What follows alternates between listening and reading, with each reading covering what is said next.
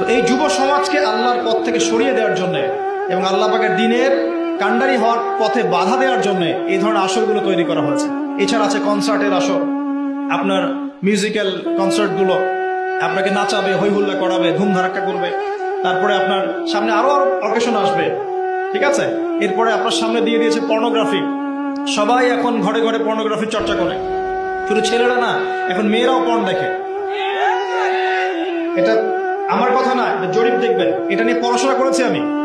একটা বইয়ের নাম বলে যে মুক্ত বাতাসের খোঁজে একটা বই পাওয়া যায় বাজারে, দেখেন সুন্দর বইটা, লস্ট মডেস্ট্রি একটা বই আছে, অসাধারণ। মানে এখানে পর্নোগ্রাফির A to Z পোস্টমর্টেম করা আছে। মেয়েরাও এখন পর্ন দেখা শুরু করেছে, হ্যাঁ সবাই দেখছে, সবাই ঘরে ঘরে। আমরা মনে হয় বাইরে একটা ভালো মানুষের খোলস ধরে থাকি, আর ভিতরটাতে আমাদের আত্মাগুলো পচে গেছে, ঠিক আছে। এই পর্ন কেন দেওয়া হয়েছে? কারণ এটাতে যে আসক্ত হয়ে যাবে সে কিন্তু ইমানের আর টেস্টটাকে ধরে রাখতে পারবে না। মনে করেন আপনি আল্লাহ না করে একটা পর্ন মুভি দেখে ফেলেছেন, এরপর নামাজে দাঁড়ান, আপনার ওই নামাজে কি কোনো মনোযোগ আসবে? সম্ভব না।